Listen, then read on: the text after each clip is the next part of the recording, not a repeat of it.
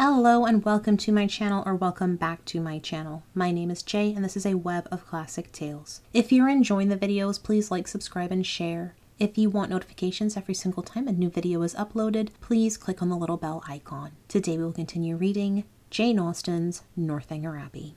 With a mind thus full of happiness, Catherine was hardly aware that 2 or 3 days had passed away without her seeing Isabella for more than a few minutes together. She began first to be sensible of this, and to sigh for her conversation as she walked along the pump room one morning by Mrs. Allen's side, without anything to say or to hear, and scarcely had she felt a 5 minutes' longing of friendship before the object of it appeared, and inviting her to a secret conference, led the way to a seat. "This is my favourite place," said she as they sat down on a bench between the doors, which commanded a tolerable view of everybody entering it either. "It is so out of the way." Catherine, observing that Isabella's eyes were continually bent towards one door or the other, as in eager expectation, and remembering how often she had been falsely accused of being arch, thought the present a fine opportunity for being really so, and therefore gaily said, "Do not be uneasy, Isabella. James will soon be here." "Pshaw, my dear creature," she replied. "Do not think me such a simpleton as to be always wanting to confine him to my elbow. It would be hideous to be always together. We should be the jest of the place. And so you are going to Northanger. I am amazingly glad of it. It is one of the finest old places in England, I understand. I shall depend upon a most particular description of it. You shall certainly have the best in my power to give. But who are you looking for? Are your sisters coming?"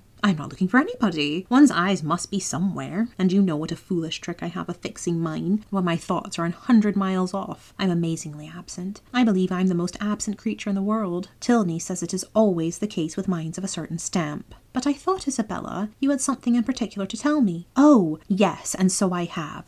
But here is a proof of what I was saying. My poor head, I have quite forgot it. Well, the thing is this. I have just had a letter from John. You can guess the contents." "No, indeed I cannot." "My sweet love, do not be so abominably affected. What can he write about but yourself? You know he is over head and ears in love with you." "With me, dear Isabella!" "Nay, my sweetest Catherine, this is being quite absurd. Modesty and all that is very well in its way, but really a little common honesty is sometimes quite as becoming. I have no idea of being so overstrained. It is fishing for compliments. His attentions were such as a child must have noticed, and it was but half an hour before he left Bath that you gave him the most positive encouragement. He says so in this letter. Says that he as good as made you an offer, and that you received his advances in the kindest way. And now he wants me to urge his suit, and say all manner of pretty things to you. So it is in vain to affect ignorance." Catherine, with all the earnestness of truth, expressed her astonishment at such a charge, protesting her innocence of every thought of Mr. Thorpe's being in love with her, and the consequent impossibility of her having ever intended to encourage him. "As to any attentions on his side, I do declare upon my honour I never was sensible of them for a moment, except just his asking me to dance the first day of his coming. And as to making me an offer, or anything like it, there must be some unaccountable mistake. I could not have misunderstood a thing of that kind, you know. And as I ever wished to be believed, I solemnly protest that no syllable of such a nature ever passed between us. The last half hour before he went away, it must be all and completely a mistake, for I did not see him once that whole morning." "But that you certainly did, for you spent the whole morning at Edgar's Buildings. It was the day your father's consent came, and I am pretty sure that you and John were alone in the parlour some time before you left the house." "Are you?" "Well, if you say it, it was so, I dare say. But for the life of me, I cannot recollect it. I do remember now being with you, and seeing him as well as the rest, but that we were ever alone for 5 minutes...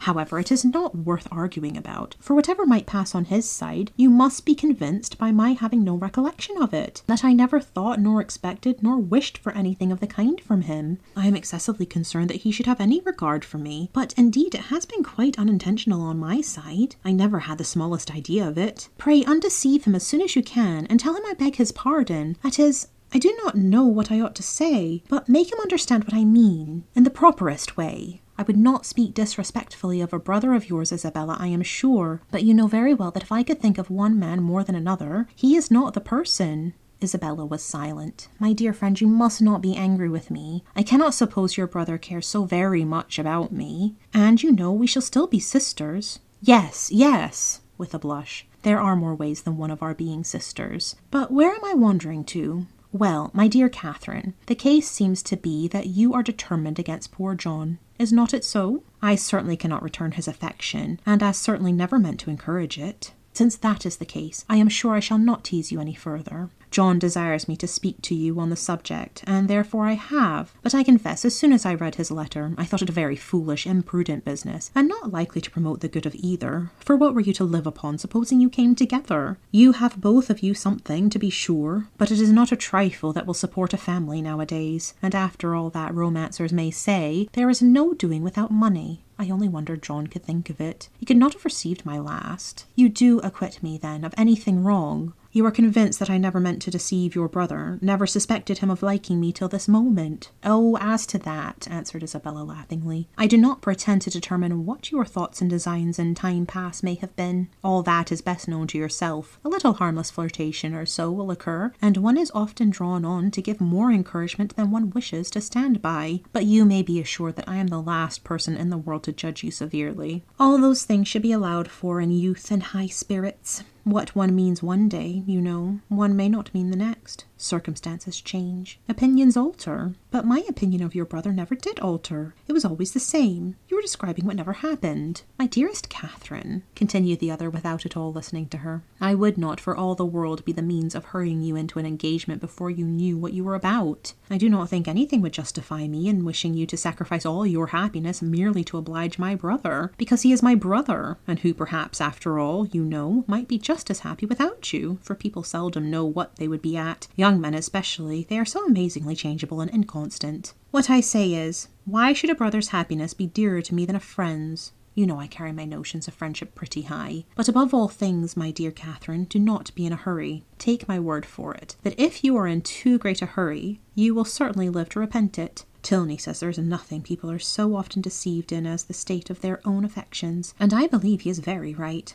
Ah, here he comes. Never mind, he will not see us, I'm sure. Catherine, looking up, perceived Captain Tilney, and Isabella, earnestly fixing her eyes on him as she spoke, soon caught his notice. He approached immediately, and took the seat to which her movements invited him. His first address made Catherine start. Though spoken low, she could distinguish, what, always to be watched in person or by proxy? Pshaw, nonsense, was Isabella's answer in the same half-whisper. Why do you put such things into my head? If I could believe it, my spirit, you know, is pretty independent. I wish your heart were independent. That would be enough for me. My heart indeed? What can you have to do with hearts? You men have none of you any hearts. If we have not hearts, we have eyes, and they give us torment enough. Do they? I'm sorry for it. I am sorry they find anything so disagreeable in me. I will look another way. I hope this pleases you, turning her back on him. I hope your eyes are not tormented now. Never more so, for the edge of a blooming cheek is still in view, at once too much and too little. Catherine heard all this, and, quite out of countenance, could listen no longer. Amazed that Isabella could endure it, and jealous for her brother, she rose up, and saying she should join Mrs. Allen, proposed their walking. But for this Isabella showed no inclination. She was so amazingly tired, and it was so odious to parade about the pump room. And if she moved from her seat, she should miss her sisters. She was expecting her sisters every moment, so that her dearest Catherine must excuse her, and must sit quietly down again. But Catherine could be stubborn too, and Mrs. Allen just then coming up to propose their returning home, she joined her and walked out of the pump room, leaving Isabella still sitting with Captain Tilney. With much uneasiness did she thus leave. It seemed to her that Captain Tilney was falling in love with Isabella, and Isabella unconsciously encouraging him.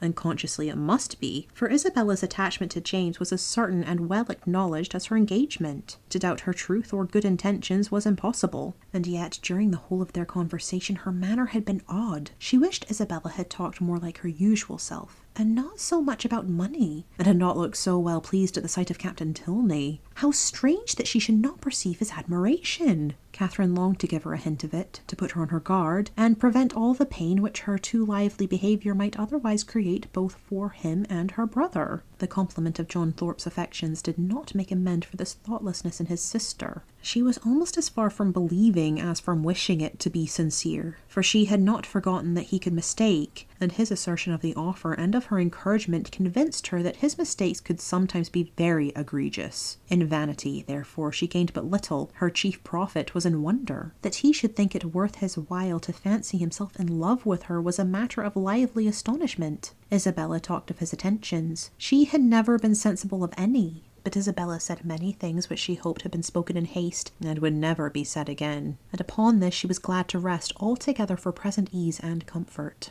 Thank you for listening. This has been Jane Austen's Northanger Abbey, Chapter 18. I've been Jay. This has been a Web of Classic Tales. Don't forget to like, subscribe, and share. Click the bell icon for notifications. And I hope you're having a fantastic day. Have a nice life, and I'll see you next time.